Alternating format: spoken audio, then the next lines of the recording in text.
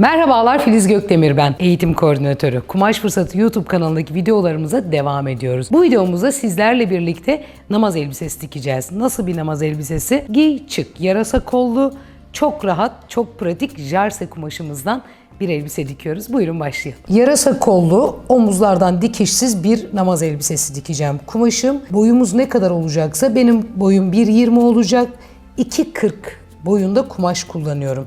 Önce 2'ye katladım, ardından 4'e katladım. Şöyle 4 kat oluyor yani kumaşım. Yani şu şekilde 2 kumaş katı bana bakıyor. Buradan dikişimiz olmayacak omuzdan. 9 santim yaka genişliği payı veriyorum.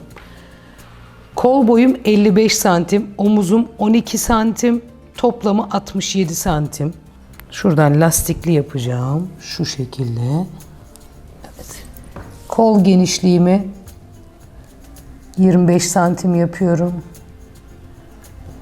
Beden ölçümü şuradan 30 santim. Bol bir namaz elbisesi olacak. 30 santimimiz nereden baksanız bir 40 bedene, 44-46 bedene kadar olur. Siz daha da geniş yapabilirsiniz. Hemen boy ölçümü alıyorum.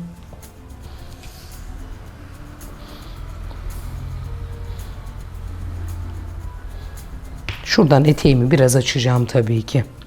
Omuzdan itibaren 45 santim düşüyorum. 45 santimden sonrasına şu şekilde rigayla yarasa veriyorum.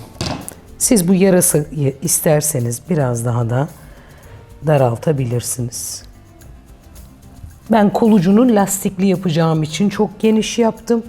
Siz lastik istemezseniz daha dar yapın. Şuraya kadar darlaştırabilirsiniz. Şöyle. Buradan düzümü aldım. Şöyle eteğime doğru hafif çan açıyorum. Bir 7-8 santim kadar, fazla da değil. İsterseniz vermeyebilirsiniz de. Ve çizimim hazır. Arka yaka ölçüsü 3 santimden kesiyorum.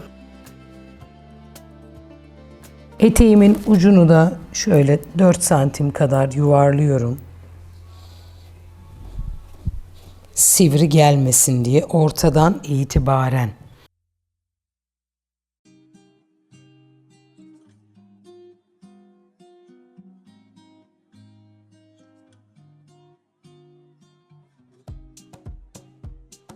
Tek katını açıyorum.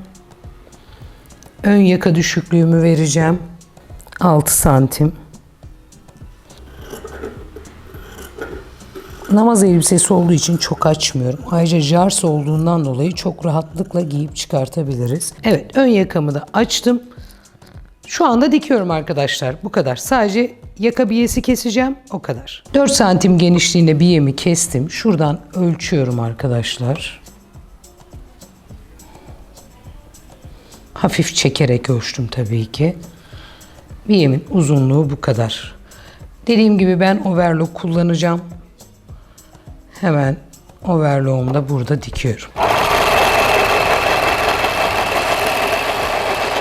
2'ye katlıyorum. Kumaşımın düzünü çeviriyorum. Arka ortadan itibaren düzü düzüne bakacak şekilde verip yakamı yine overlock'ta dikiyorum.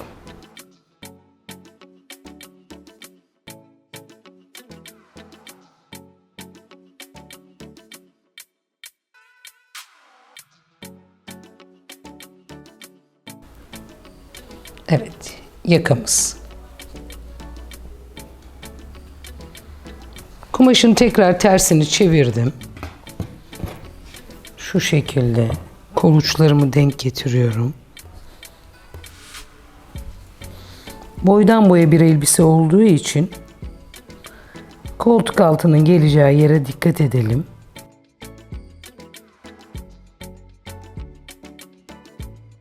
Etek ucuna da bir iğne takıyoruz. İki tarafı boydan boya overlock çekiyoruz.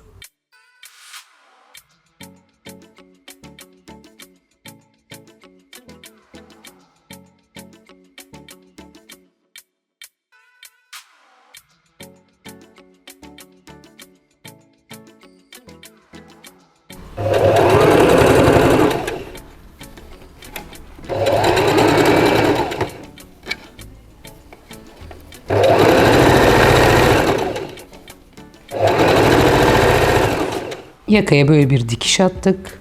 Şimdi de altını da yine şu şekilde kıvırıp hemen dikiyoruz.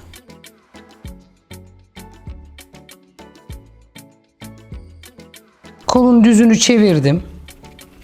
Lastiğimi ikiye katladım. Hemen şöyle geçiriyorum. Bir dikiş atıyorum. Ortalıyorum. Elbisemin kolunun ortasını da birbirine iğneliyorum. Çekerek dikiyorum. Yarasa kollu namaz elbisemizi bitirdik. Gerçekten çok pratik. Tabii ki siz bunu elbise olarak da yapıp kullanabilirsiniz. Farklı kumaşlarda da kullanabilirsiniz. Biz Jarse'den diktik. Verdiğim ölçülerde açıkçası 44-46 bedene kadar olur. Siz daha büyük beden dikmek istiyorsanız 30 değil de 33 yapın, 35 yapın bizim verdiğimiz ölçülerde, benim verdiğim ölçülerde. 50, 58, 60 bedene kadar çıkartabilirsiniz.